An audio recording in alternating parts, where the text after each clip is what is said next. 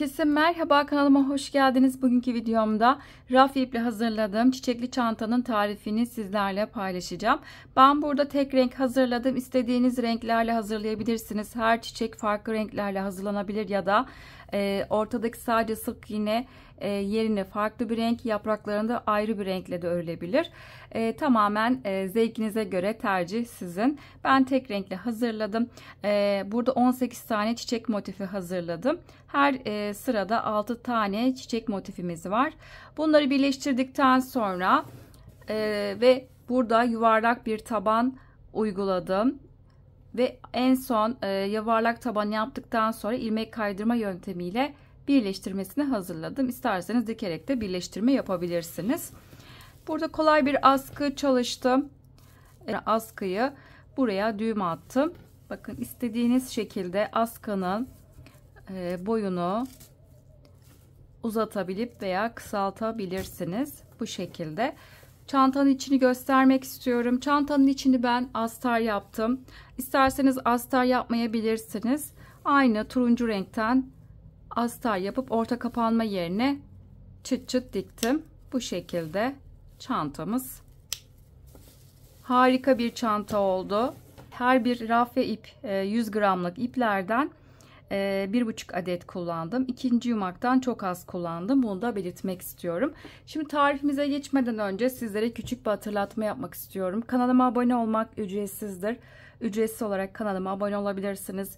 Instagram adresinden beni takip etmek isterseniz videoların açıklama kısmına linkini ekliyorum. Oradan tıklayarak ulaşabilirsiniz. Yaptığınız çantaları Instagram adresinden beni etiketleyerek gönderirseniz çok sevinirim. Videolarımı beğenmeyi ve yorumlarınızı bırakmayı unutmayın lütfen. Şimdi çantanın yapımına geçelim.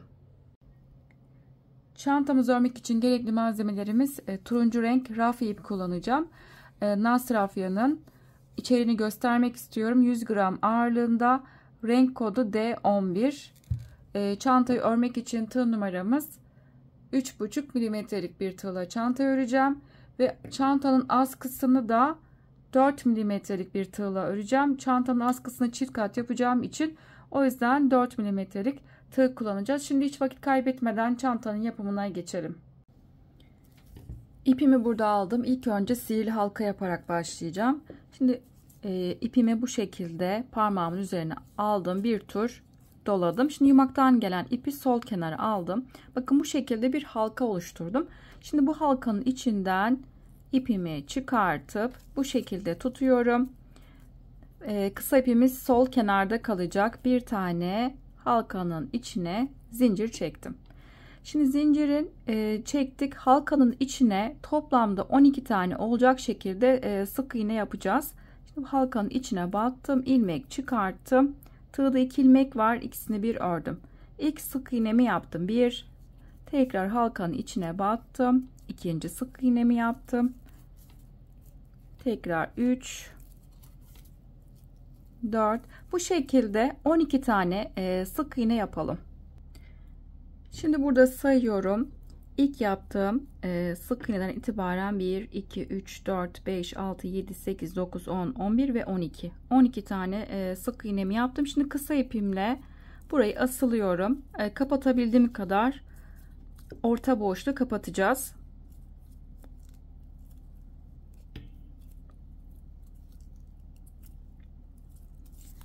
Şimdi ilk yaptığım sık iğnenin içine battım ve tığdaki bekleyen ilmekten kaydırdım.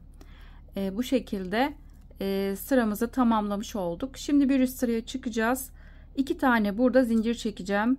1 ve 2. Hemen yanındaki sık iğne boşluğunu atlıyoruz ve bir yanındaki ikinci sık iğnenin içine battım. İlmek çıkartıp tığdaki bekleyen ilmekten kaydırdım. Tekrar 2 tane zincir, 1 ve 2. Şimdi biz burada yaprakları yapmak için yuva oluşturuyoruz. 2 zincirlik yuva oluşturuyoruz. Şimdi 2 zincir çektim. Yanındaki sık iğnenin bir tanesini atladım. İkinci sık iğnenin içine batıp tekrar buraya ilmek kaydırmayla zincirimi bağladım. Tekrar 2 tane zincir, 1 ve 2. Yanındaki bir tane sık iğneyi atladım ve ikinci sık iğnenin içine batıp tekrar bu zinciri ilmek kaydırmayla bağladım. Bu şekilde sıranın sonuna kadar hep 2 zincirlik boşluklu yuvalar oluşturacağız. Bir yanındakini atladım ve ikinci sık iğnenin içine tekrar ilmek kaydırma yaptım. 1 ve 2. Bir boşluk, ikincisine battım. Tekrar ilmek kaydırma. Toplamda bu şekilde 6 tane yuvamız olacak. 1 2 3 4 5 tane yaptım. Şimdi 6.'yı yapacağım. Bakın sıranın sonunda da bir tane sık iğne boşluğum kaldı. Tekrar 1 ve 2 zincir çektim. Bakın şimdi ilk yaptığımız 2 zincirlik boşluk, bakın burası. Arada sadece bir tane sık iğnemiz kaldı. Son yuvayı da oluşturuyoruz. 2 zincir çektim. Şimdi ilk yaptığım buradaki 2 zincirlik boşluğun tam ortasındaki noktaya batıyorum. Bakın direkt boşluğa battım. Tekrar buraya 2 zincirlik boşluğu da ilmek kaydırmayla bağlamış oldum. Toplamda bu şekilde 2 zincirlik boşluklarımız 1 2 3 4 5 ve 6 tane yaptık. Yeni sıraya geçiyoruz. 4 tane zincir çekeceğim. 1 2 3 ve 4. İpimi doladım. İlk boşluğun içine bakın, burada ilmeği uzatıyorum. Tığda 3 tane ilmek var. Önce ikisini bir ördüm. Tığda 2 tane ilmek var. İkisini bir ördüm. Bakın ilk trabzanı oluşturmuş oldum. Tekrar ipimi doladım. Aynı boşluğun içine battım. Bakın ilmeği uzatıyorum. Tam zincirin boyunda ilmeği uzattım. Tığda 3 ilmek var. Önce ikisini bir ördüm. Tığda kalan 2 ilmeği ördüm. Bakın ikinci trabzanı yaptım. Tekrar ipimi doladım. Aynı noktaya battım. Bu şekilde 3 tane trabzan, 4, toplamda bu şekilde 5 tane olacak. Zincirle 6 tane olmuş olacak. Tekrar aynı boşluğa battım ve 5. Burada tekrar 4 tane zincir çekeceğim. 1 2 3 ve 4.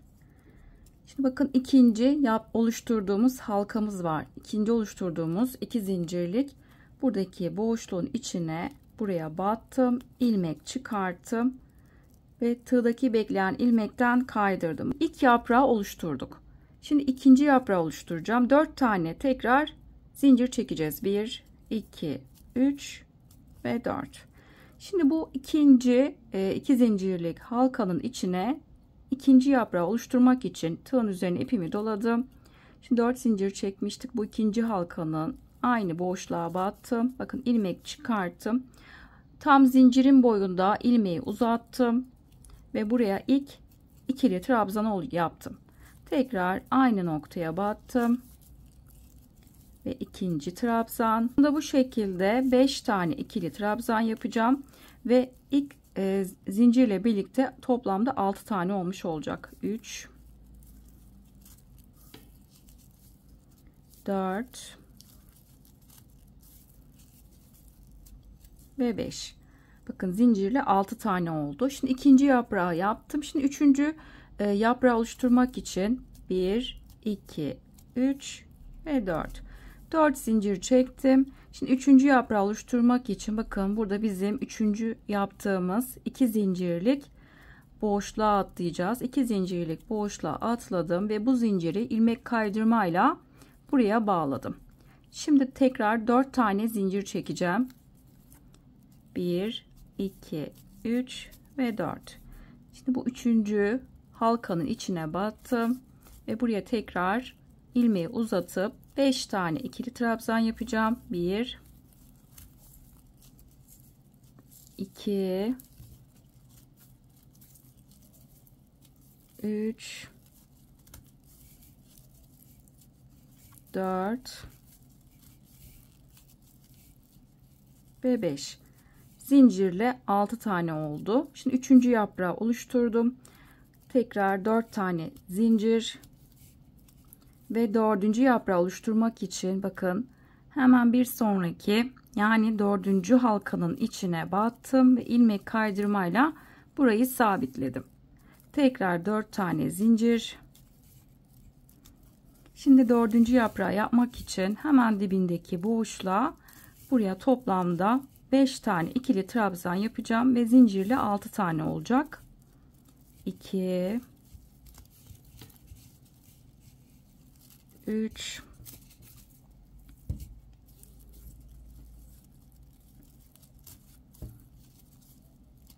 4 5 zincirle 6 tane oldu. Bu şekilde dördüncü yaprağı yaptım. Bir sonra tekrar 1 2 3 ve 4. Beşinci yaprağı oluşturmak için 5. 2 zincirlik boşluğa batıp buraya ilmek kaydırmayla zinciri bağladım ve tekrar 4 tane zincir çekip aynı buradaki yaptığımız gibi 5. yaprağı da oluşturacağız. Daha sonra en son 6. yaprağı da oluşturup tamamlayalım. Sıramın sonuna geldim. Burada zincirden sonra 5 tane ikili trabzan yaptım. Şimdi burada bitiş yapacağım. 1 2 3 ve 4 tane zincir çekiyorum. 4 tane zincir çektim. Şimdi hemen bakın dibindeki, burada 5 tane trabzan yapmıştık. Dibindeki boşluğa batıp buraya bir ilmek kaydırmayla sıramı tamamladım.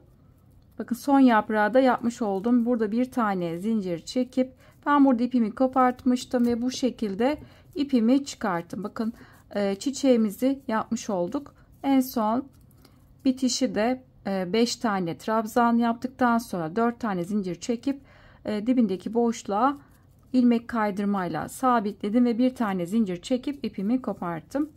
Daha sonra bu kısa ipimi burada arada gizleyeceğim. Bakın şöyle göstermek istiyorum. İç taraftan buradan bir tane de düğüm atacağım.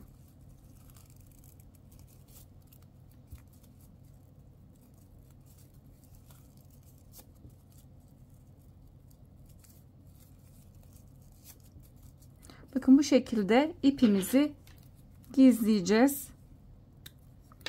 Aynı şekilde buradaki kısa ipimi de aralardan yürütüp gizleyeceğim. Bu şekilde çiçeğimizi oluşturmuş olduk. Şimdi burada ikinci çiçeği, hem ikinci çiçeği yapacağız, aynı zamanda birleştirmesini paylaşacağım. Burada ikinci çiçeği aynı ilk çiçekte olduğu gibi birebir aynısını yaptım. İlk buradaki oluşturduğumuz 2 zincirlik yuvanın içine ilk yaprağı yaptım. Bakın zincirimle birlikte 6 tane ikili trabzan olmuş oldu. Yani zincirden sonra 5 tane ikili trabzan yaptım ve bu şekilde ilk yaprağı oluşturdum. Şimdi burada diğer oluşturduğumuz çiçekle birlikte eklemesini paylaşacağım. Şimdi burada birleştirme yapmak için kenarda bakın 4 tane zincirimiz var. Burada 4. zincirin içine batacağım. 1 2 3 ve 4. Burada yaprağı oluştururken ilk 4 tane zincir çekiyorduk. 4. zincirin içine buraya battım. Şimdi buradaki yaprağı oluşturduğumuz yaprağı bakın şu şekilde aldım. Bu ilmeği ilk yaptığım buradaki çiçeğin bakın 4. zincirin içinden ipimi buradan çıkarttım. Şimdi 4 tane burada tekrar zincir çekeceğim. Bakın hem birleştireceğiz hem de burada ikinci çiçeği oluşturmaya devam edeceğiz. 1 2 3 ve 4 tane zincir çektim. Şimdi kaldığım yerden devam ediyorum. Şimdi ikinci yaprağı oluşturacağım. Onun için bir sonraki 2 zincirlik bakın ikinci boşluğa buraya battım ve ilmek kaydırmayla buradaki zinciri sabitledim. Şimdi ikinci yuvaya battım. Burada ikinci yaprağı oluşturacağız. Tekrar 4 tane zincir çekeceğim. 1 2 3 ve 4 tane zincir çektim. Şimdi tekrar burada birleştirme yapacağım. Burada bizim ikinci bakın yaprağın tam kenarında 1 2 3 4 tane zincir var. 1 2 3 4. zincirin içine buraya battım. Bakın trabzana batmıyorum. 4. zincirin içine battım. Şimdi burada biz 4 tane zincir çekmiştik. Şimdi bu ilmeği 4. zincirin içinden çıkarttım. Bakın bu şekilde ekleme yaptık. Buradan devam ediyorum. Tığın üzerine ipimi doladım. Şimdi aynı dibindeki boşluğa battım ve buraya toplamda 5 tane ikili trabzan yapacağım. Bakın ilmeği uzatıyorum. 1 2 3 4 ve 5. Bakın hem ikinci yaprağı yaptım bu şekilde. Bir ve ikinci yaprakları yaparken ilk oluşturduğumuz çiçekle birleştirmesini yapmış olduk. Şimdi bu şekilde devam ediyoruz. Eklemeyi yaptım. Kaldığım yerden devam ediyorum. 4 tane zincir. Şimdi bir sonraki üçüncü 2 zincirlik boşluğa batıp buraya ilmek kaydırmayla sabitledim. Şimdi üçüncü yaprağı oluşturacağım. 4 tane zincir ve aynı yuvanın içine battım ve toplamda 5 tane ikili trabzan oluşturacağım. 2 3 4 ve 5. Bakın zincirli 6 tane oldu. Aynı diğer çiçekte yaptığımız gibi sıranın sonuna kadar yapraklarımızı oluşturalım. Sıramın sonuna geldim. Burada 6. yaprağımı da oluşturdum. 6. yaprakta 5 tane ikili trabzan yaptım. Zincirimle birlikte 6 tane ikili trabzan olmuş oldu. Şimdi bitişi paylaşacağım. Aynı birinci çiçekte yaptığımız gibi 4 tane zincir çekeceğiz. 1 2 3 ve 4. Şimdi bakın trabzan yaptım. Buradaki boşluğa batıp buraya ilmek kaydırma yapacağım. İlmek kaydırmayla burada sıramı tamamladım ve bir tane zincir çekip şimdi burada ipimi kopartacağım. Bir miktar ip bırakacağım. Burada motifin çiçeğin iç tarafında gizlemek için kullanacağım. Burada ipimi çıkarttım. Bakın bu şekilde çiçeğimi oluşturmuş oldum. Şimdi bu kısa ipimizi de aralardan gizleyeceğiz ve fazlasını da kopartacağız. Bu şekilde ikinci çiçeğimizi de yapmış olduk. İki çiçeği oluşturduk. Şimdi üçüncü çiçeği yapacağız. Aynı zamanda tekrar birleştirmesini paylaşacağım. Aynı ikinci çiçekte yaptığımız gibi yapacağız. Burada ilk yaprağı yaptıktan sonra şimdi birleştirmesini yapacağım. Bakın bu şekilde burada birleştirdiğimiz yer tam onun hizasında. Bakın aynı çiçeklerimizin hizasında karşılıklı birleştireceğim. Şimdi burada tam birleştirdiğim yerin karşısındaki bakın 4 zincirlik yukarı çıktığımız yaprağı oluştururken zincir çekmiştik. 1 2 3 ve 4. zincirin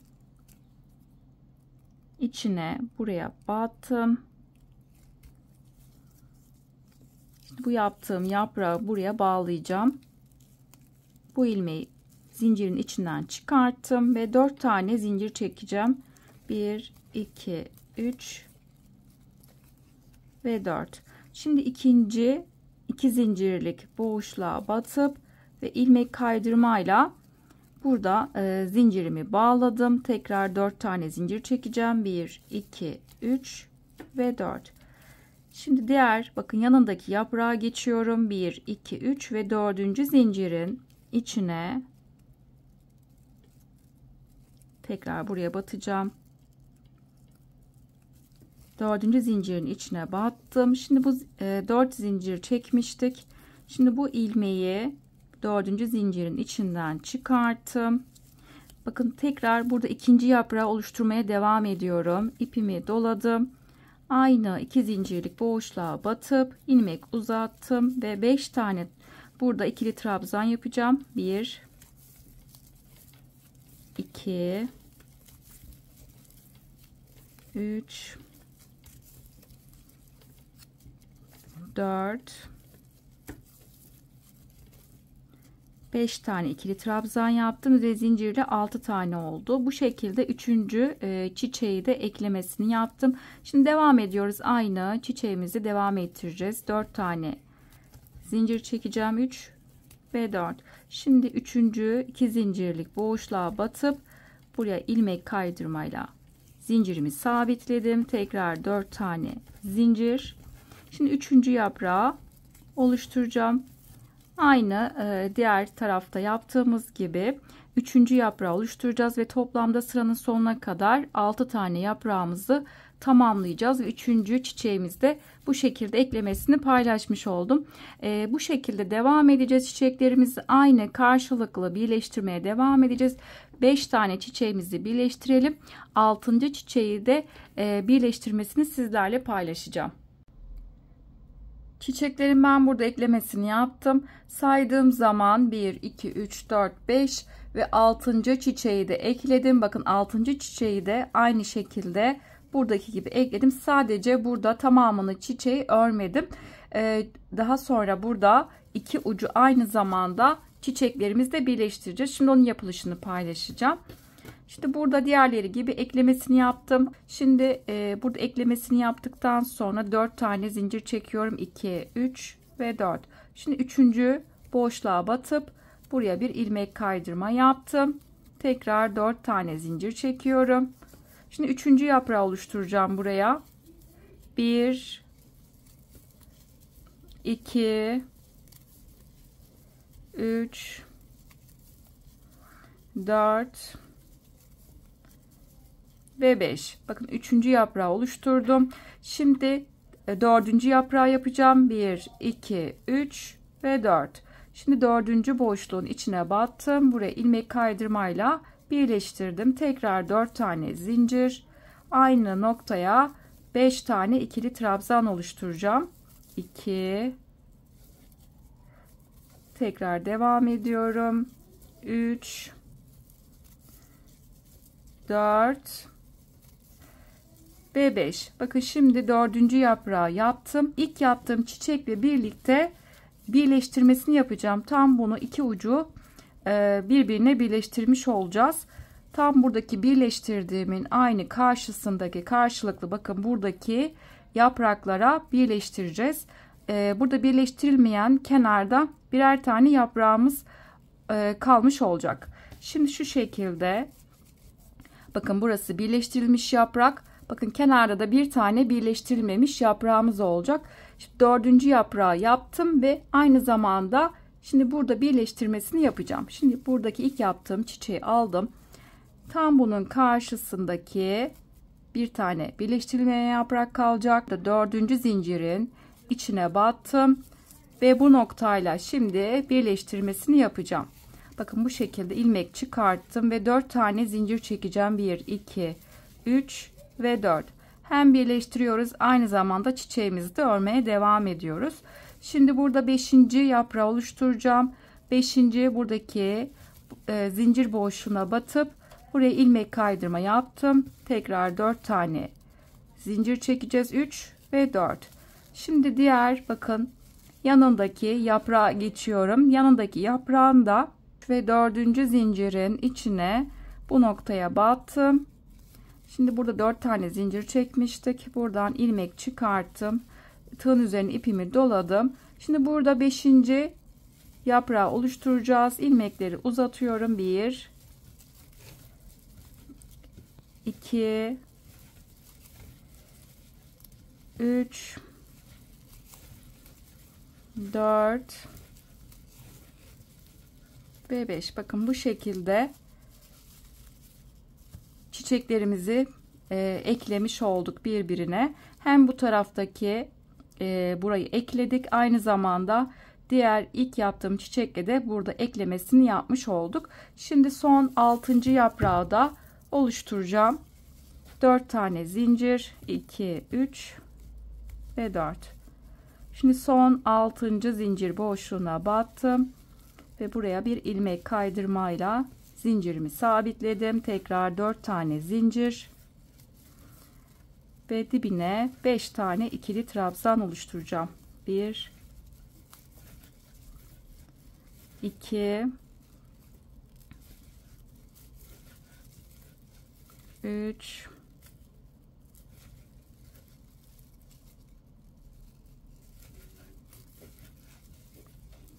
4 ve 5. Şimdi 4 tane zincir çekeceğim. 1, 2, 3 ve 4. Hemen dibindeki aynı boşluğa battım ve buraya bir ilmek kaydırma yaptım ve sıramı tamamlamış oldum. Şimdi burada bir tane zincir çektim ve bu noktada ipimi kopartacağım. Burada ipimi çıkarttım. Bu şekilde 6. çiçeğimizi yaptık.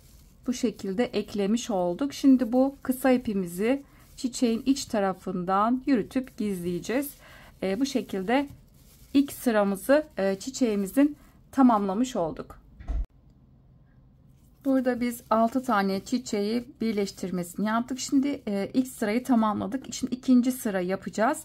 İkinci sıra yapmak için aynı diğer sıralarda yaptığımız gibi şimdi ilk yaprağı oluşturdum. Birleştirmesini yapacağım. Şimdi önden sizlere burada birleştireceğim yerleri göstermek istiyorum. Bakın burada biz ikinci sıraya başlarken şimdi buradaki çiçeğin, bakın şuradaki 2 yaprakla ilk önce burayı birleştireceğim. Daha sonra burayı ekledikten sonra hemen yanındaki çiçeğin, bakın buradaki yaprakları birleştirip ondan sonra çiçeğimi örmeye devam edeceğim. İlk yaprağı yaptım. Şu şekilde tutuyorum. Hemen bakın 1 2 3 4 dördüncü zincirin içine buraya battım. Şimdi burayla birleştireceğim. Buradan bir ilmek çıkarttım.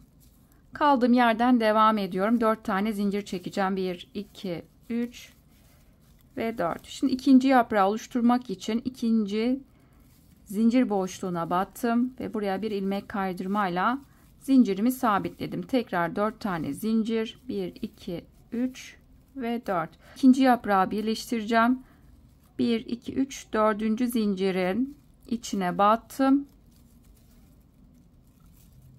Şimdi burada 4 zincir çekmiştik. Buradan ilmek çıkarttım. Kaldığım yerden devam ediyorum. Şimdi ikinci yaprağı oluşturacağız. İpimi doladım. Hemen dibindeki boşluğa 5 tane ikili trabzan yapacağım. 1 2 3 4 ve 5. Bakın bu şekilde bir tarafı eklemesini yaptık. Hemen burada yanındaki, bakın tam karşısına denk gelen 1 2 3 dördüncü zincirin içine batacağım. Dördüncü zincirin içine battım. Hemen buradan bir ilmek çıkarttım. 4 tane tekrar zincir çekeceğiz. 2 3 ve 4. Şimdi üçüncü yaprağı yapmak için üçüncü zincir boşluğuna battım. İlmek kaydırma yaptım. Tekrar 4 tane zincir. 2 3 ve 4. Şimdi diğer yaprakla birleştireceğim. Dördüncü zincirin içine batacağım. Tekrar buradan ilmek çıkarttım ve buraya ipimi doladım ve üçüncü yaprağı yapmak için üçüncü zincir boşluğuna 5 tane ikili trabzan yapacağız. 2 3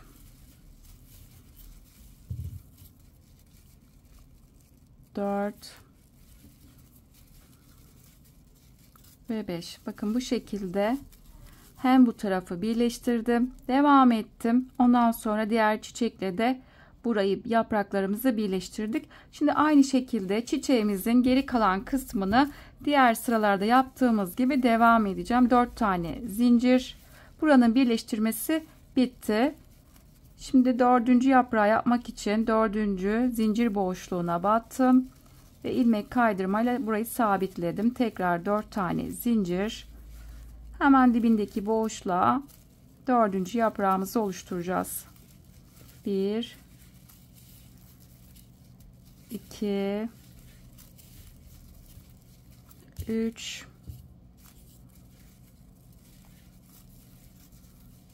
4 ve 5. Bu şekilde sıranın sonuna kadar yapraklarımızı tamamlayalım. Sıramın sonuna geldim. 6 tane yaprak yaptım. 4 tane zincir çektim. Hemen aynı boşluğa batıp buraya ilmek kaydırmayla yaprağımı tamamladım ve bir tane zincir çekip burada ipimi kopartıyorum. Bu şekilde çiçeğimizi birleştirmesini yapmış olduk. Şimdi bir tane daha çiçek hazırlayacağım. Şimdi ikinci çiçeği birleştireceğim. İlk yaprağı yaptım. Şimdi ikinci sıranın ilk çiçeğini birleştirdikten sonra şimdi ikinci çiçeği birleştireceğiz. Burada birleştirme yaparken bakın birleştireceğimiz yerler belli. Birleştirdim, ilk çiçek burası. Hemen bakın sağındaki iki yaprakla birleştireceğim. Daha sonra üstündeki bakın buradaki iki yaprakla ve daha sonra soldaki bakın şuradaki iki yaprakla birleştireceğiz. Yani üç kenarı birleştirmiş olacağız. Şimdi ikinci çiçeği birleştirme yaparken. Şimdi ilk yaprağı yaptım. Şimdi ilk kenarı birleştirmesini yapalım. Dördüncü zincirin içine battım. İlk önce buradaki kenarla birleştireceğim. Buradan ilmek çıkarttım. 4 tane zincir çekiyorum. 1, 2, 3 ve 4. Şimdi ikinci zincir boşluğuna battım. Buraya ilmek kaydırma yaptım. 1, 2, 3, 4 zincir çektim. Şimdi ikinci yaprakla birleştireceğim. Tekrar dördüncü zincirin içine batıyorum burayı. Şimdi zincirin içinden ilmek çıkarttım. Şimdi tığın üzerine ipimi doladım ve ikinci yaprağı oluşturacağım. Dibindeki boşluğa 5 tane ikili trabzan yapacağız. 2 3 4 ve 5. Bakın ilk kenarı burayı birleştirmesini yapmış oldum. Şimdi üstündeki çiçekle bakın iki yaprağı birleştireceğim. Burada burada ara vermeden devam ediyorum. 5 tane ikili trabzan yaptım. Hemen üstündeki yaptığımız çiçeğin bakın birleştirdiğim yer hemen onun kenarındaki yaprağın diğer kenarındaki yerle birleştirmesine devam ediyorum. Dördüncü zincirin içine battım.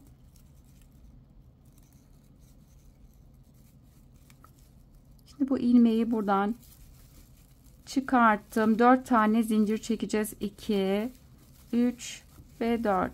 Şimdi 3. zincir boşluğuna buraya battım. Tekrar 4 tane zincir, 3 ve 4. 4 zincir çektim. Tekrar yanındaki yaprağın 4. zincirin içine batacağım buraya. Ve tekrar buradan ilmek çıkarttım ve şimdi 3. yaprağımı da oluşturacağım. İpimi doladım. Hemen dibindeki aynı boşluğa batıp 5 tane ikili trabzan bu nokta yapacağım. 2 3 4 ve 5. Bakın ikinci kenarı da birleştirmiş oldum. İlk kenarı birleştirdim. Daha sonra üstündeki ikinci kenarla birleştirdim. Bakın hiç ara vermeden şimdi diğer bakın 3. buradaki çiçekle buradaki iki yaprağı birleştireceğim. Hemen 4. zincirin içine battım. Şimdi 3. kenarda burayı birleştirmesini yapmış olacağız. 4 tane zincir. 1, 2, 3 ve 4. Şimdi 4. buradaki zincir boşluğuna battım. Tekrar 4 tane zincir. Ve hemen yanındaki yaprağın 4. zincirin içine batacağım.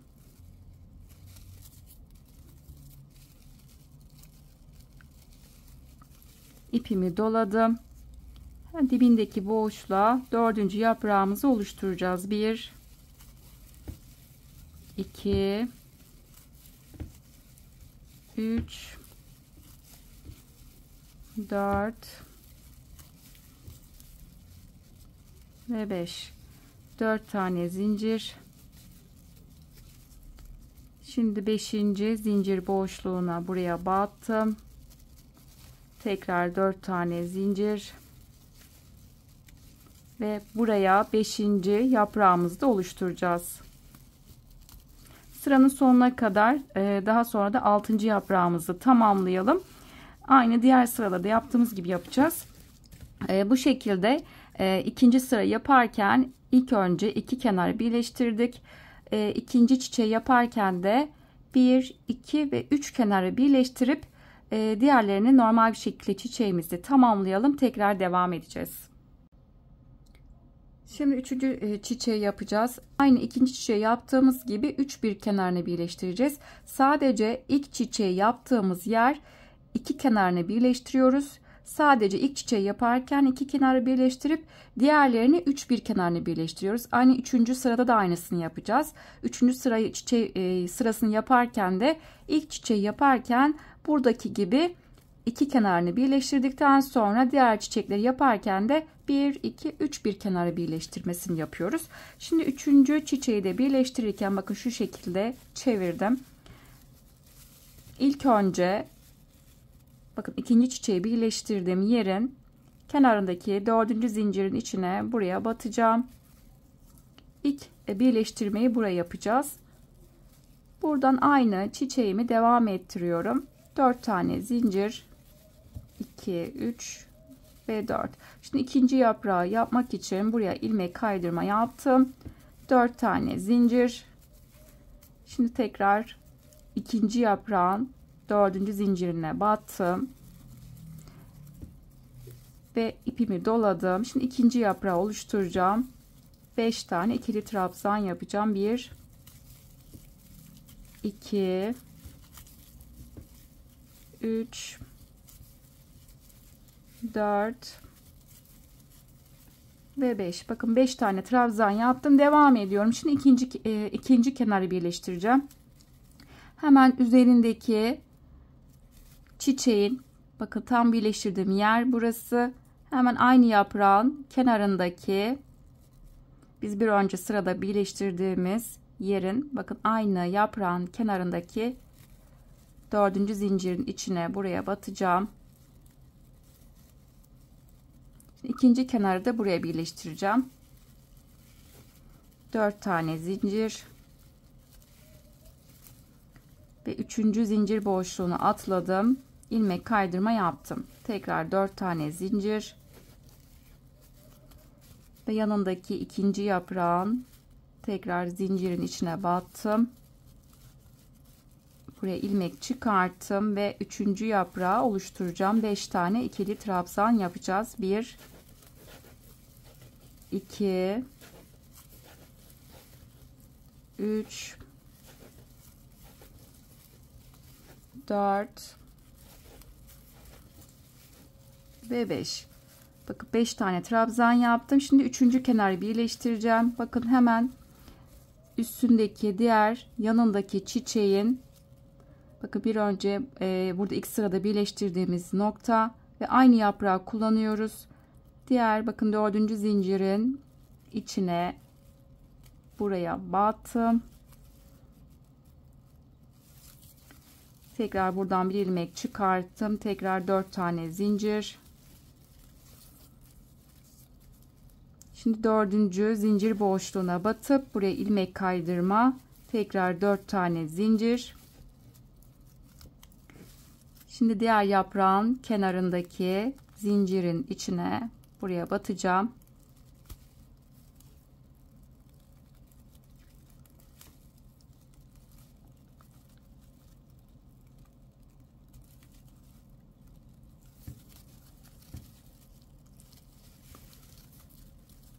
Şimdi burada 4. yaprağı oluşturmak için dibindeki boşluğa 5 tane trabzan oluşturacağız.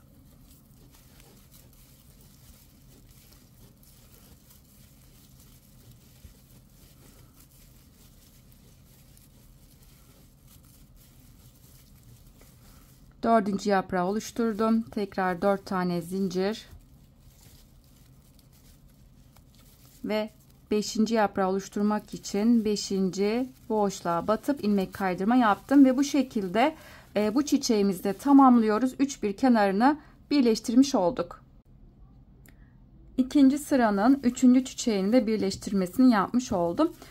İkinci sırada ilk çiçeği sadece ilk çiçeği yaparken iki kenarını birleştirmesini yaptık. Diğer çiçekleri yaparken de hep 3 bir kenarın birleştirmesini yapacağız. Bakın üçüncü çiçeği de aynı 3 bir kenarını birleştirmesini yaptım.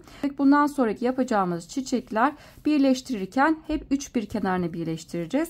İkinci sırada toplamda ilk sırada yaptığımız gibi 6 tane çiçek olacak. Yani burada 5 tane çiçeği birleştirelim.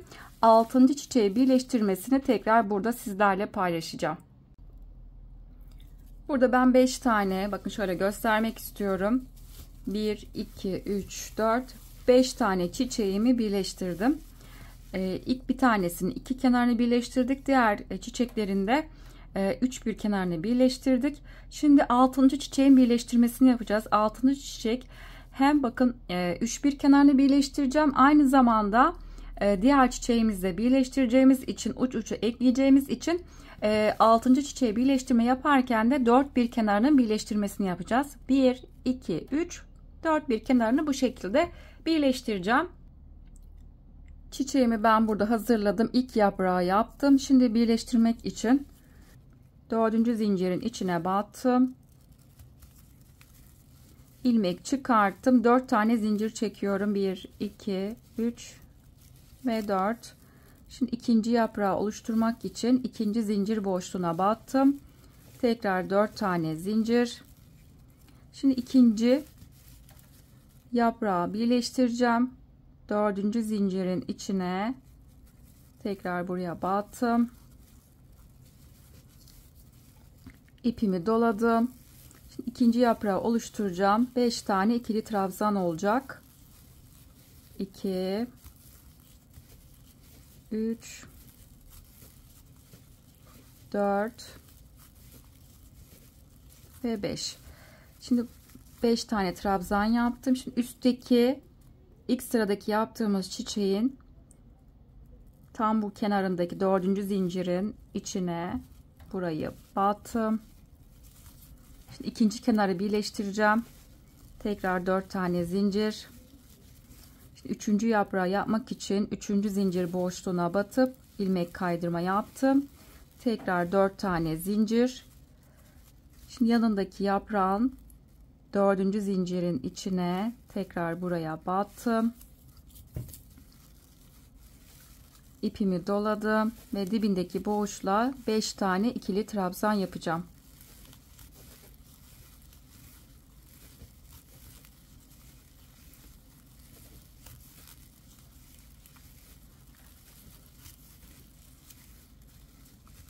Bakın ikinci kenarı da bu şekilde birleştirmesini yaptım. Şimdi üçüncü kenarı birleştireceğim. Bir yanındaki çiçeğin bakın buradaki yerle birleştireceğiz.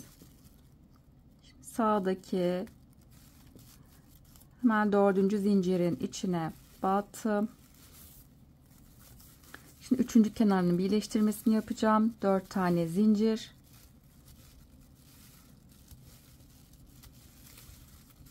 3 tane yaprak yaptım. Şimdi 4. yaprağı yapacağım. 4. zincir boşluğuna batıp buraya ilmek kaydırma yaptım. 4 tane zincir, 3 ve 4. Şimdi yanındaki yaprağın tekrar 4. zincirine batacağım.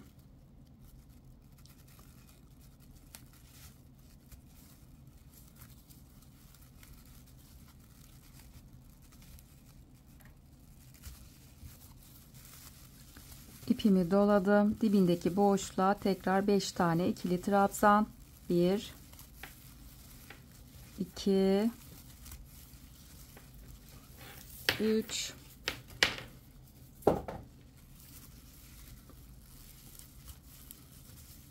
4 ve 5. Bakın üçüncü kenarı da birleştirdim. İlk sağ taraftaki kenarı birleştirdik. Daha sonra üstteki çiçekle birleştirdim. Bir yanındaki üçüncü kenarı da bir yanındaki çiçekle birleştirdim. Şimdi son bakın 4. kenarı da birleştireceğim. 5 tane ikili trabzan yaptım. Hemen yanındaki bakın burada bizim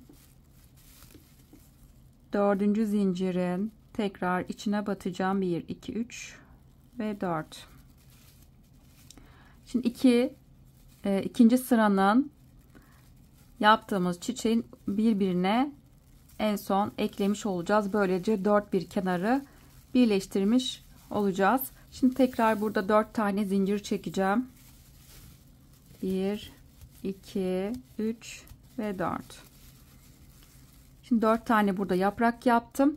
5. yaprağı da 5. zincir boşluğuna da buraya ilmek kaydırma yaptım. Tekrar 4 tane zincir, 2, 3 ve 4. Şimdi bir yanındaki yaprağın 1, 2, 3, 4. zincirine buraya battım.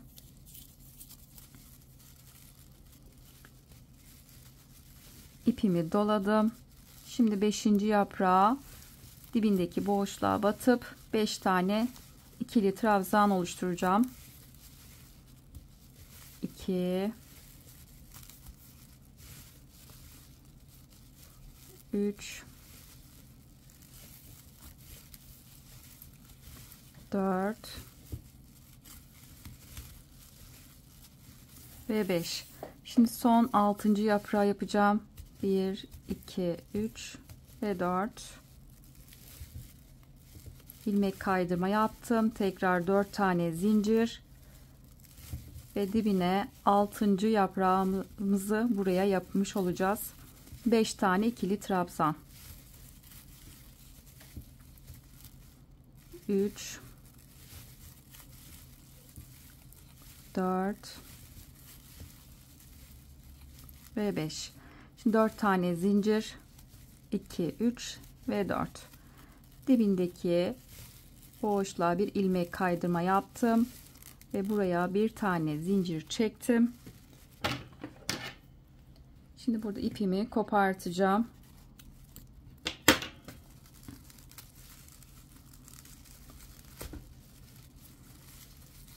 Daha sonra bu kısa iplerimi çantanın tersinden bu kısa iplerin hepsini gizleyeceğim. Bu şekilde ikinci sıra çiçeklerimizi de tamamlamış olduk. Daha sonra bir sıra daha yapacağız. Toplamda 3 sıra olacak. Yine aynı ikinci sırada yaptığımız gibi birebir aynısını yapacağız. İlk önce ilk çiçeği yaptığımız zaman sadece iki kenarını birleştireceğiz. İki kenarı birleştiriyorum. Çiçeği tamamlıyorum. Daha sonra diğer çiçekleri yaparken de 3 bir kenarını birleştirip ilerliyoruz. 5 tanesini 3 bir kenarını birleştiriyoruz. 6. çiçeği de biraz önce gösterdiğim gibi 4 bir kenarını birleştirip tamamlıyoruz. Bu şekilde ikinci sıranın birebir aynısını 3. sıra içinde yapıyoruz. Toplamda yine 6 tane burada da çiçeğimiz olmuş olacak. 3 sıra, her bir sırada 6 tane çiçek var. Toplamda 18 tane çiçeğimiz olmuş olacak. Bu şekilde 3. sırayı da tamamlayıp gelelim. Çantanın ben çiçeklerini tamamladım. 3. sırayı da yaptım. Daha sonra ben çantanın tersini bana bakacak şekilde çevirdim ve kısa iplerimizi aralardan gizleyip fazlasını koparttım ve kısa ipleri temizledim bu şekilde. Ve tekrar çantayı çevirdim ve buradan buharlı ütü yaptım. Onu da belirtmek istiyorum. Ve şimdi bu şekilde çantamızı burayı tamamladık. Çantanın taban kısmını oluşturacağız. Buradaki çukurları düz bir hale getireceğiz. Şimdi onun yapılışını paylaşacağım. Şimdi burada çantanızın herhangi bir yerinden başlayabilirsiniz. Buradan başlangıcımı yapacağım. İlk önce bakın şu şekilde tuttuğum zaman üstte duran bakın büyük görünen yapraktan itibaren başlayacağım. Burada herhangi bir çiçekten başlayabilirsiniz. Hiç fark etmiyor. İpimi burada aldım. İpimi ilk burada kilit yaptım. Şimdi tığın üzerine ipimi doladım. Bakın ilk önce ben yarım trabzanla başlayacağım için tığın üzerine ipimi doladım ve parmağımla burada tutuyorum. Şimdi yaprağın bakın ilk üstteki büyük olan yaprağın burada zincire dokunmuyorum. Zincirin yanındaki ilk trabzanın tepesinden itibaren başlangıcımı yapacağım. Trabzanın tepesine battım. Buradan bir ilmek aldım. Bakın tığın üzerine ip doladığımız için tığda 3 tane ilmeğimiz var. Şimdi bunların hepsini tek seferde çıkartacağım. Tek seferde çıkarttım ve bir tane bu şekilde yarım trabzan yapmış oldum. İlk ilmeğimizi burada yarım trabzanla başladık. Şimdi yanındaki, yani ikinci trabzanın tepesine battım. İlmek çıkarttım ve ikisini bir ördüm. Şimdi buraya bir tane sık iğne yaptım. Bir yanındaki trabzanın tepesine battım. İkinci sık iğne. Bir sonraki trabzanın tepesine battım ve üçüncü sık iğnemi yaptım. Son buradaki trabzanın tepesine de buraya tekrar bir tane yarım trabzan yapacağım. Hemen 5. trabzanın tepesine battım. İlmek çıkarttım. Tığda 3 ilmek var. Üçünü ördüm. Bir tane yarım trabzan. Şimdi burada zincire batacağız. İpimi doladım.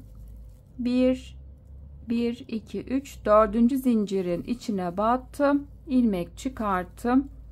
Önce ikisini bir ördüm. Daha sonra 2 ilmeği ördüm. Bir tane ikili trabzan yaptım. Bakın şöyle göstermek istiyorum.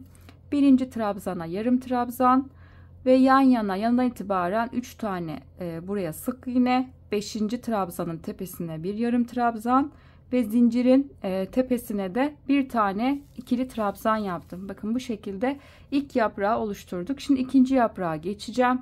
Burada ipimizi doladık.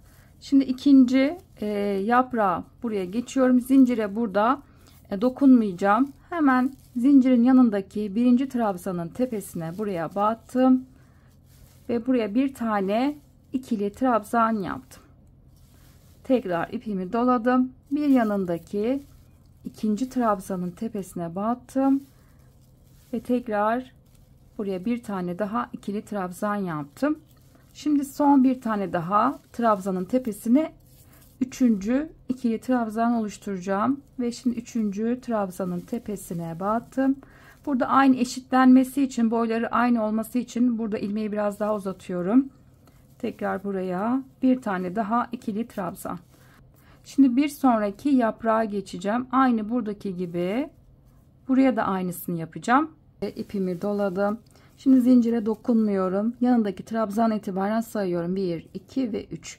Üçüncü trabzanın tepesine buraya battım. Bakın ilmeği biraz uzatıyorum burada. Tekrar bir ikili trabzan. Tekrar ipimi doladım. Şimdi yanındaki ikinci trabzanın tepesine tekrar buraya bir ikili trabzan ve son üçüncü trabzanın tepesine de tekrar buraya bir ikili trabzan. Yani buradakinin aynısını buraya yaptık ve zincire dokunmamış olduk. Zincirden sonraki burada yan yana 3 tane trabzanın tepesine birer tane ikili trabzan yaptım. Bakın bu şekilde bu kısmı tamamladım. Aynı şimdi büyük olan yaprağa geçiyorum. Aynı buradaki gibi aynısını oluşturacağım. Şimdi büyük yaprağa tekrar başlangıç yerimize geldik. İpimi doladım. Şimdi burada kenarda bizim 4 tane zincirimiz var. 1 2 3 ve 4. Dördüncü zincirin içine buraya bir tane ikili trabzan yaptım. Şimdi aynı buradaki gibi trabzanın tepesinden itibaren buradaki aynısını yapacağım. İpimi doladım. Şimdi birinci trabzanın tepesine buraya battım. İlmek çıkarttım ve 3 ilmeğin hepsini bir çıkarttım. Bir tane yarım trabzan yaptım. Şimdi yanından itibaren birer tane normal sık iğne yapacağız. Bir sonraki trabzan, 2, tekrar bir sonraki trabzan ve 3. Şimdi 5. bakın buradaki bizim 5. trabzana geldim. İpimi doladım. Şimdi 5. trabzanın tepesine de tekrar buraya bir yarım trabzan yaptım. Tekrar ipimi doladım ve zincirin tepesine, yani 4. zincirin tepesine de tekrar buraya bir tane ikili trabzan yaptım. Bakın bu şekilde buranın aynısını yaptım. Şimdi bir sonraki yaprağa geçeceğim. Aynı buradakinin birebir aynısını oluşturacağız. Altta duran yaprağa geçiyorum. İpimi doladım. Şimdi burada zincire dokunmuyorum. Birinci trabzanın tepesine battım. Buraya bir tane ikili trabzan. Tekrar ipimi doladım. İkinci trabzanın tepesine tekrar bir tane ikili trabzan. İpimi doladım. Şimdi üçüncü trabzanın tepesine de tekrar bir ikili trabzan yapacağım. Bakın ilmeğimizi uzatıyoruz ve bu şekilde 3. ikili trabzana battım. Tekrar ipimi doladım. Şimdi onun yanındaki çiçeği de aynısını, altta duran yaprağı da aynısını oluşturacağım. Zinciri saymıyorum. Zincirin yanına itibaren 1, 2 ve 3. 3. trabzanın tepesine buraya birinci ikili trabzan, bir yanındaki ikinci ikili trabzan, bir sonraki 3. trabzanın tepesine de bir tane ikili trabzan yaptım. Yan yana 3 tane ikili trabzan yapmış olduk. Aynı başa döndüm. Zincirin tepesine bir ikili trabzan, yanındaki birinci trabzanın tepesine bir yarım trabzan ve yan yana buradaki 3 tane trabzanın tepesine birer tane sık iğne ve 5. trabzanın tepesine bir yarım trabzan ve zincirin tepesine de bir tane ikili trabzan. Aynı buradaki gibi aynı şekilde ilerleyelim ve başladığımız noktaya kadar gelelim.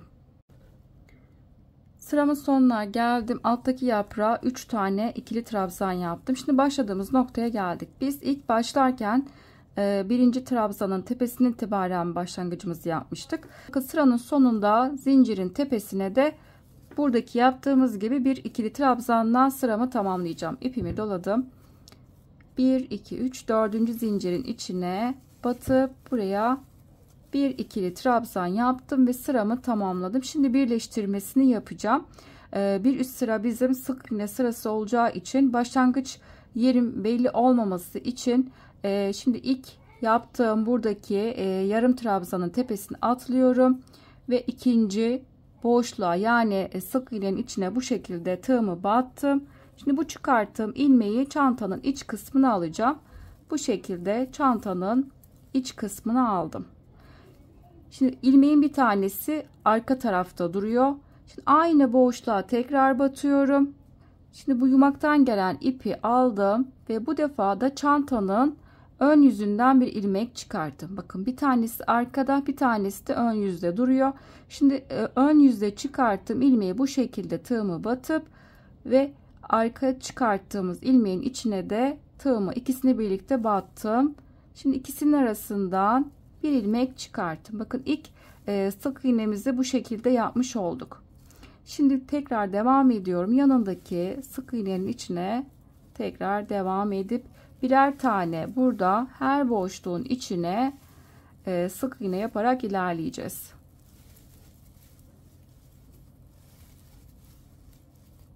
Bu şekilde birer tane batıp sık iğnemizi yapalım ve sıranın sonuna kadar gelelim. Sıramın sonuna geldim. Şimdi en son buradaki ilmek kaydırma boşluğuna buraya da bir tane sık iğne yaptım. En son bu noktada bitirdim. Şimdi başladığım noktaya geldim. Bakın ilk yaptığım benim sık iğne burası. Şimdi birleştirmesini tekrar yapacağız ve bir üst sıraya çıkışı tekrar paylaşacağım. Şimdi ilk yaptığım benim sık iğne burası. Bakın buranın tepesi yok. Hemen yanındaki sık iğnenin tepesindeki boşluğa batıyorum. Buraya battım. Şimdi bu ilmeği çantanın iç tarafına çıkaracağım. Bakın bu ilk yaptığımız sık iğnenin tepesi olmadığı için en son buradaki ilmeği tamamlamak için ilmek kaydırma boşluğunu en son sık iğneyi bu noktaya yapıyorum. Şimdi bu ilmeği çantanın iç tarafına alacağım. Bakın çantanın iç tarafına aldım. Şimdi bu ilmeği bırakıyorum. Aynı battığım noktaya tekrar batıyorum. Şimdi yumaktan gelen iple bir ilmek alacağım. Ve çantanın ön yüzünde bir ilmek aldım. Bir tane arkada var, bir tane de çantanın ön yüzünde duruyor. Şimdi ön yüzüne çıkarttım ilmeği bu şekilde tığım battım ve diğer ilmeğin içine ikisini bir arasına tığımı battım ve ikisinin arasından ilmek çıkarttım. Bakın ilk sık iğnemi bu şekilde yaptım. Şimdi yanındaki boşluktan itibaren tekrar birer tane sık iğne yaparak ilerleyeceğiz.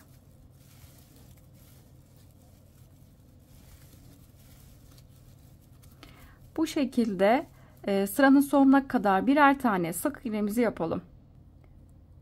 Sıramın sonuna geldim. En son ilmek kaydırma boşluğuna da buraya son sık iğnemi yaptım. Şimdi birleştirmesini yapacağım. Bakın ilk yaptığım benim sık iğne burası. Şimdi hemen yanındaki sık iğnenin tepesindeki boşluğa buraya battım. Bu ilmeği arka tarafa alacağım. Tekrar burayı birleştirmesini yapacağım. İlmeği arka tarafa aldım. Şimdi aynı boşluğa tekrar battım. Buradan bir ilmek aldım. Şimdi 2 tane ilmek var.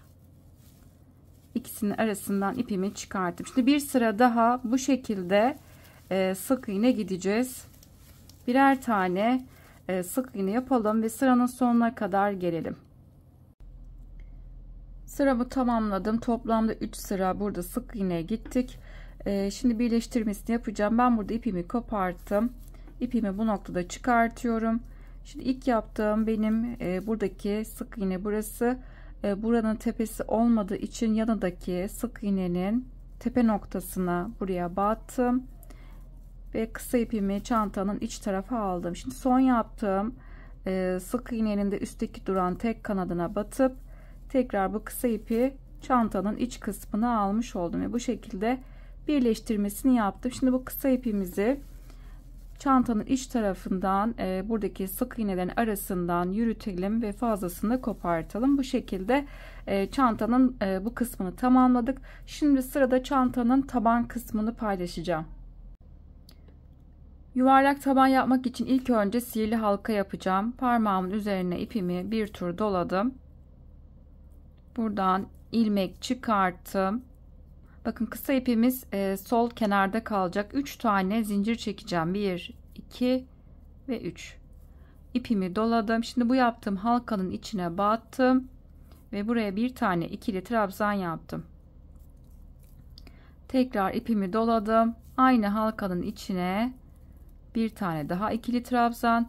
Bu şekilde sihirli halkanın içine zincirle birlikte 13 tane ikili trabzanımız olacak. Zincirde sayacağız. 1, 2, 3, 4, 5. Tekrar 6. Bu şekilde 13 tane ikili trabzan yapalım. Zincirle birlikte 13 tane ikili trabzan oldu. Şimdi sihirli halkayı kapatacağım.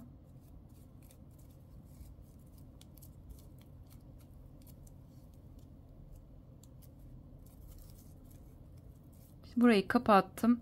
Şimdi ilk biz 3 tane sıra başında zincir çekmiştik. Zincire dokunmuyorum. Hemen yanındaki ilk trabzanın tepesine buraya battım. İlmek çıkarttım ve tığdaki bekleyen ilmekten kaydırdım. Bakın bu şekilde sıramı tamamlamış oldum. Şimdi bir üst sıraya çıkacağım.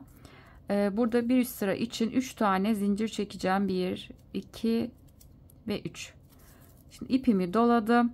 Hemen zincirin dibindeki boşluğa battım ve buraya ilk ikili trabzanı yaptım. Zinciri de burada trabzan sayacağız. Yani ilk çiftimizi bu şekilde oluşturmuş olduk. İpimi doladım. Bir yanındaki trabzanın tepesine tekrar battım. Birinci ikili trabzan ve aynı noktaya tekrar battım ve ikinci ikili trabzan. Yani ikinci çiftimi oluşturmuş oldum. Tekrar bir yanındaki trabzanın tepesine üçüncü çiftimi oluşturacağım. Bu sırada bizim 13 tane olan ikili trabzanların her birine çift batıp toplamda 26 tane ikili trabzanımız olmuş olacak. Bu şekilde ilerleyelim. Her trabzanın tepesine çift batalım ve sıranın sonuna kadar gelelim. Sıramın sonuna geldim. Bakın sıranın sonuna kadar saydığım zaman 24 tane oldu. Bir tane çiftim kaldı. Onu da bakın sıranın sonunda bakın ilmek kaydırma boşluğumuz var. Bakın son boşluk, ilmek kaydırma boşluğuna son çiftimi de buraya yapacağım. Ve çift. Burada ilk yaptığımız bakın zincirde trabzan saydığımız için 26 tane burada trabzan olmuş oldu. Şimdi tekrar birleştirmesini yapacağım. Bakın sıranın başındaki zincire dokunmuyorum. Hemen yanındaki trabzanın tepesine battım ve buraya bir ilmek kaydırma yaptım ve sıramı tamamlamış oldum. Şimdi bir üst sıraya çıkacağız. bir üst sıra için tekrar sıranın başında 3 tane zincir çekeceğim. 1, 2 ve 3. Şimdi tekrar çiftle başlayacağım. İpimi doladım. Hemen dibindeki aynı trabzan boşluğuna battım ve bir tane ikili trabzan yaptım. Zincirde trabzan saydığımız için çiftle başlamış olduk. Şimdi bu sırada bir tek bir çift sırasını yapacağız. Çiftle başladığımız için hemen yanındaki trabzanın tepesine tek battım. Bir sonraki trabzanın tepesine çift, bir sonraki trabzanın tepesine tek, bir sonraki trabzanın tepesine çift,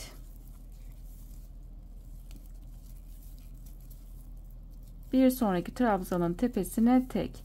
Bu şekilde bir tek bir çift, bir tek bir çift yapalım ve sıranın sonuna kadar gelelim.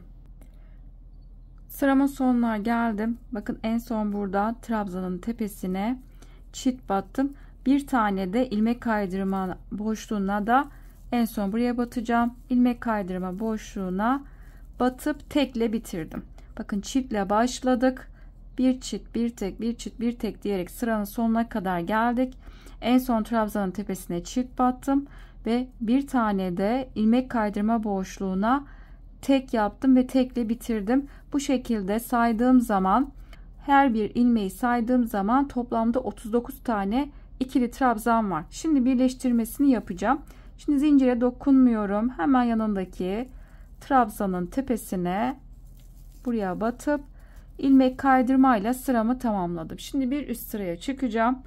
Tekrar bir üst sıra için 3 tane zincir çekeceğim. 1, 2 ve 3. İpimi doladım. Yine aynı şekilde çiftle başlayacağım. Zincirin dibindeki boşluğa buraya ilk trabzanı yaptım. Bakın ilk çiftimizi oluşturmuş olduk. Biz bir önceki sırada bir tek bir çift sırasını yaptık. Bu sırada iki tek bir çift sırasını yapacağız. Çiftle başladığım için yan yana iki tane tek yapacağım. Yanındaki trabzanın tepesine bir sonraki trabzanın tepesine ve 2. Çiftten sonra yan yana iki tane tek yaptım. Tekrar yanındaki trabzanın tepesine çift,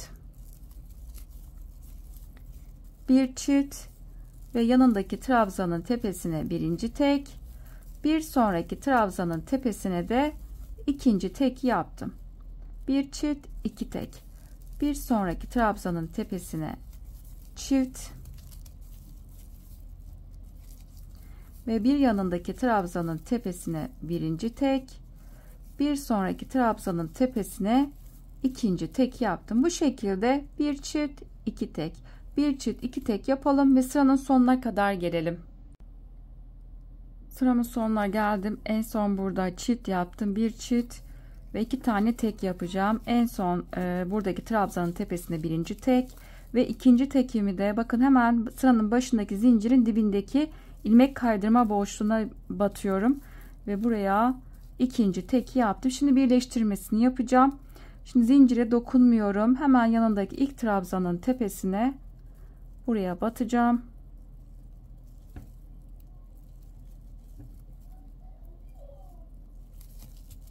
Ve ilmek kaydırma yaptım. Sıramı tamamladım. Şimdi biz 1, 2, 3, 4. sırayı tamamladık. 4. sırada buradaki trabzan sayımız 52 tane trabzan var. Şimdi bir üst sıraya 5. sıraya geçeceğiz. Tekrar 5. sıra için 3 tane zincir çekeceğim. Şimdi ilk önce tekrar çiftle başlıyorum. Hemen zincirin dibindeki boşluğa birinci trabzan yaptım. Zincirle birlikte zincirde trabzan saydığımız için çiftle başladık. Biz bir önceki sırada 2 tek bir çift sırasını yapmıştık. Bu sırada 3 tek bir çift sırasını yapacağız.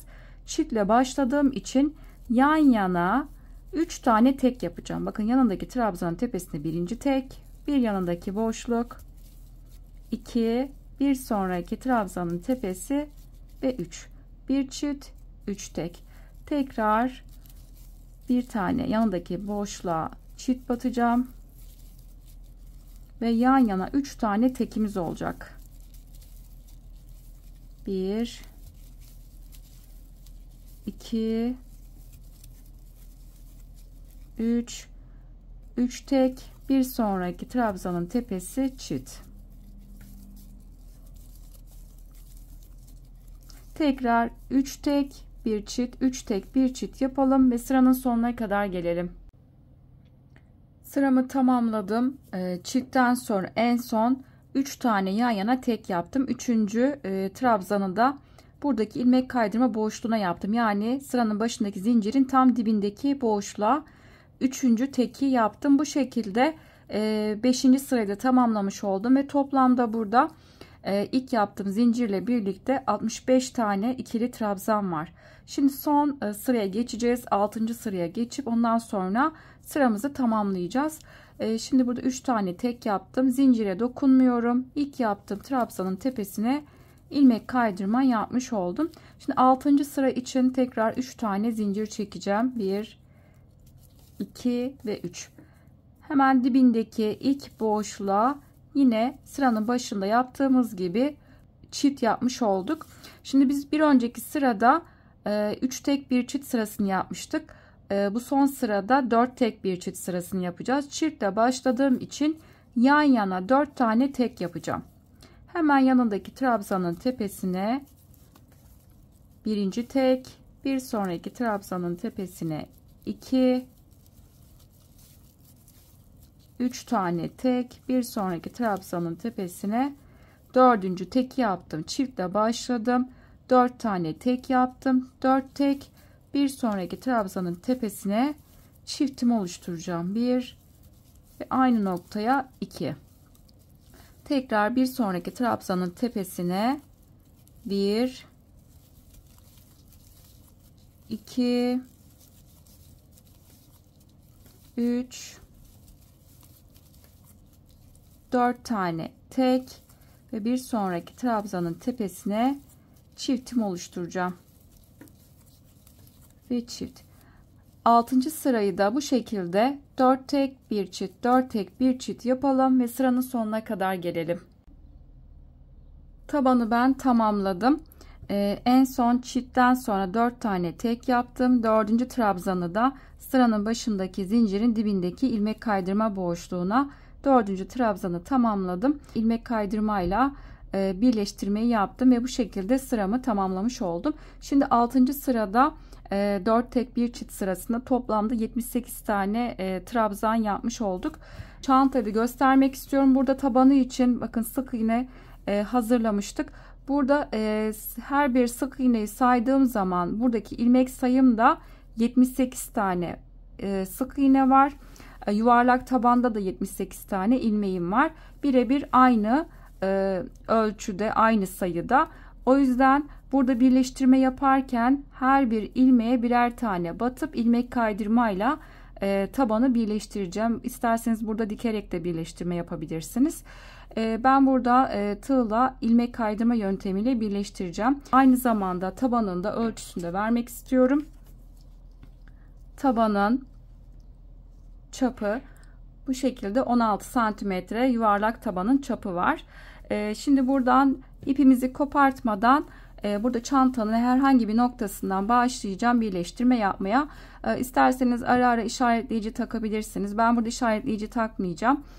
Çünkü ilmek sayılarımız aynı olduğu için sadece birer defa batıp burada birleştirme işlemini yapacağım.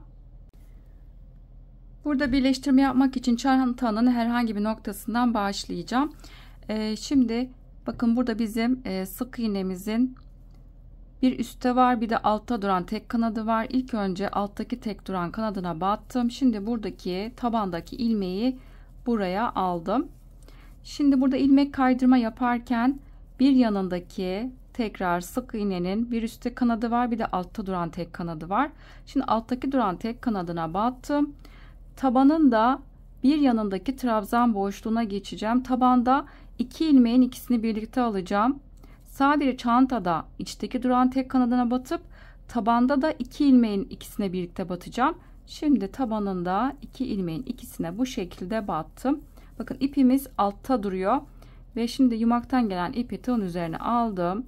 İlk önce tabanın içindeki ilmekten ve daha sonra çantanın içindeki ilmekten çıkarttım ve tığdaki bekleyen ilmekten kaydırdım.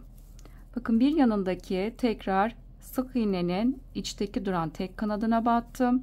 Bakın ipimiz hep iç tarafta kalacak ve tabanın da battığım yerin bir yanındaki boşluğa geçiyorum. Tabanın bakın ikisini birlikte alıyorum. Başakların ikisini birlikte aldım. Tığım bakın yumaktan gelen ipi tığın üzerine bir ilmek aldım. İlk önce ikisinin arasından çıkartıp ve tığdaki bekleyen ilmekten kaydırdım. Şimdi battığım yerin bir yanındakine geçiyorum. Çantanın hep içteki duran tek kanadına batıyorum. İlk önce çantadaki ilmeğe batıyorum ve daha sonra tabanın bakın battığım yerin bir yanındaki ilmeğe geçiyorum. Şimdi trabzanın tepesindeki iki ilmeğin ikisini birlikte aldım ve yumaktan gelen ip hep altta kalacak ve tığın üzerine bir ilmek aldım. Bunun ikisinin arasından çıkartıp tığdaki ilmekten kaydırdım. Şimdi battığım yerin bir yanındakine geçiyorum. İlk önce çantadaki içteki duran tek kanadına batıyorum ve battığım yerin tabandaki bir yanındaki ilmeğin ikisini birlikte bu şekilde battım ve tığdaki ilmeğe bir ilmek aldım ve ikisinin arasından çıkartıp tığdaki ilmekten kaydırdım. Bu şekilde birleştirme işlemini yapalım. İlmek sayılarımız aynı olduğu için birer defa karşılıklı batıp ilmek kaydırma yöntemiyle birleştirelim ve sıranın sonuna kadar gelelim. Tabanının sonuna doğru ilmek kaydırmalarımı yaptım. En son burada bitişi paylaşacağım. Şimdi en son batmak biraz zor olduğu için en sonki ilmeği şu şekilde yapacağız. İpimi yukarı aldım. Şimdi en son alttaki tabana batıyorum. Tabanın iki ilmeğini aldım ve çantanın bakın üstteki tek kanadın yani içte duran tek kanadın ikisine birlikte batıp burada sadece bitişi bu şekilde ilmek kaydırma yaptım. Ben burada ipimi kopartmıştım. Burada ipimi çıkartıyorum. Şimdi burada tekrar birleştirme yapacağım. Hemen yanındaki ilmek kaydırmanın ikisini birlikte aldım. Ve son yaptığım bakın ilmek kaydırmanın da üstteki duran tek kanadına batıp tekrar bu ipi iç tarafa alacağız. Şimdi bu şekilde birleştirdim ve çantanın içinden bu ipimi yürüteceğim. Şimdi bu ipi çantanın iç kısmına alacağım.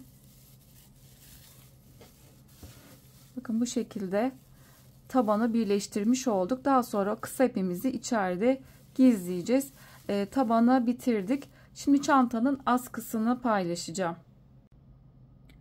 Askı yapmak için ipin bir tanesini iç taraftan aldım. Bir tanesini dıştan aldım. Bu şekilde çift katla öreceğim. İpiniz kalın olursa tek katla da örebilirsiniz. Çift katla öreceğim için ipimi 4 milimetrelik tığla öreceğim. Şimdi buradan ipimi aldım. Alttan burada kilit yapacağım. Ve bunu zincirden saymıyorum. 2 tane zincir çekeceğiz. 1 ve 2. 2 zincir çektim. Hemen yanındaki zincirin yani ikinci zincirin içine battım. İlmek çıkarttım. Tığda 2 ilmek var. İkisini bir ördüm. Bu şekilde bir tane sık iğne yapmış oldum. Şimdi buradan bakın şu şekilde çevirdim. Bakın kenardaki duran ilmeğe battım. Tekrar buradan bir ilmek aldım. Tığda 2 ilmek var. İkisini bir ördüm. Bakın şimdi şu şekilde tekrar bir tur çevirdim. Ve kenardaki duran ilmeklerin arasına bu şekilde battım. Ve tığda 2 ilmek var. İkisini bir ördüm. Bakın şimdi sağ taraftaki kalan ilmeği sola doğru çevireceğiz. Ve soldaki kalan ilmeği de bu ilmeğe batmış olacağız. Şimdi şu şekilde çevirdim. Bakın sağdaki ilmek solda kaldı. Şimdi bu ilmeklerin arasından tığımı battım. İlmek çıkarttım ve ikisini bir ördüm. Şimdi sağ taraftaki ilmek tekrar solda kalacak. Bakın şu şekilde çevirdim. Solda kalan ilmeğin arasına battım. Ve tığda 2 ilmeği ördüm. Bakın kenardaki duran ilmeği çevirip sol tarafa alıyoruz ve daha sonra bunun arasına tığ batıp Buradan bir ilmek aldım ve ikisini bir ördüm. Tekrar çevirdim. İlmek çıkarttım ve ikisini bir ördüm. Bu şekilde askımızı istediğimiz büyüklüğe kadar öreceğiz.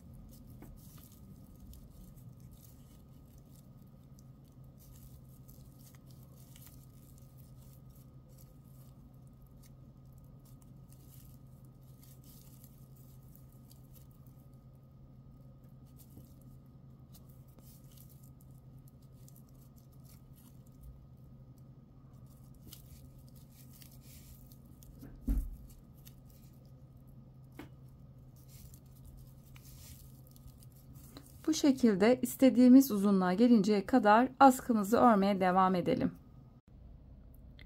Askıyı ben yeteri uzunlukta ördüm. Toplamda 170 santimetre ördüm. Kenarlardan düğüm atacağımız için biraz fazla ördük. Buna göre askı boyunu artırıp azaltabilirsiniz. Şimdi en son burada şu şekilde yapacağız. Burada askımızı ördükten sonra bitişi de bir tane burada zincir çekip, ben ipimi kopartmıştım ve bu şekilde çıkarttım. En son bir tane zincir çektim. Şimdi ben burada bir tanesini düğüm attım. Diğer tarafı da birlikte burada düğüm atacağız. Askıyı sabitlemek için ben burada yaylı halka kullandım. 2 tane. Burada çiçeğin motifin delikleri biraz daha dar olduğu için ben halka kullandım. İsterseniz burada askıyı buradaki tam kenardaki çiçeğin tam orta delikten askıyı bu noktadan da halkasız çıkartıp düğüm atabilirsiniz. Askınızı o şekilde de kullanabilirsiniz. Ben burada askı biraz daha kalın olduğu için yaylı halka kullandım. Burada ölçüsünü de vermek istiyorum. Şimdi şu şekilde ölçtüğüm zaman yaylı halkanın 2,5 santim çapı var. Bu şekilde. Şimdi ben burada buraya bir tanesini ben hazırladım. Diğer tarafı da birlikte hazırlayacağız. Düğüm atmadan önce tam uçta kalan ipimi içeride yürütüp gizleyeceğim. Bu ipi aralardan yürütelim.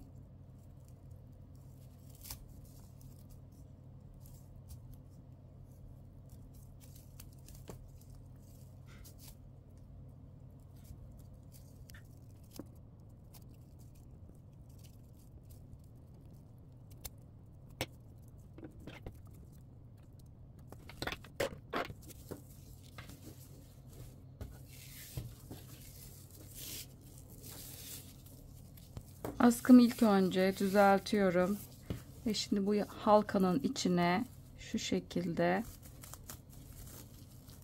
biraz uzun pay bırakıyorum.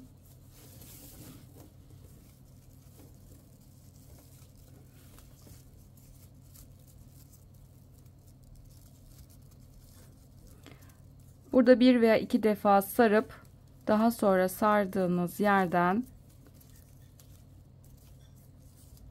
halka yapacağız ve bu halkayı yukarı doğru içinden çıkarttım. Bakın bu şekilde düğüm attım. Bu şekilde çantamızı tamamlamış olduk. Düğüm attıktan sonra bakın bu şekilde askının boyunu kısaltıp uzatabilirsiniz. Şimdi çantanın son bitmiş halinin ölçülerini paylaşacağım ve ne kadar ip kullandığımın bilgisini de vereceğim. Çantanın ölçülerini paylaşmadan önce içini göstermek istiyorum. Ben içine astar yaptım. Bakın bu şekilde turuncu renk dak keten kumaş kullandım. İsterseniz astar yapmayabilirsiniz. Orta kapanma yerine de mıknatıslı çıt çıt diktim. Çantamızın görünüşü bu şekilde. Muhteşem bir çanta oldu. Şimdi çantanın ölçülerini paylaşmak istiyorum. Çantanın eni 20 santim. Boyu tabandan sonra ölçtüğüm zaman boyu, bakın çiçeğin tam uzun yerine kadar ölçtüm. Burası 22 santim. Bir de tabanın ölçüsünü de vermek istiyorum. Tabanla ilgili de şunu belirtmek istiyorum. Astar yapmadan önce tabanın büyüklüğünde 3 mm kalınlığındaki keçeyi tabana göre kesip silikonla yapıştırdım. Ardından astarlamayı ondan sonra yaptım. Bakın tabanın sarkmaması için bu işlemi uyguladım. Şimdi tabanın ölçüsü, bakın çapı 15,5 santimetre.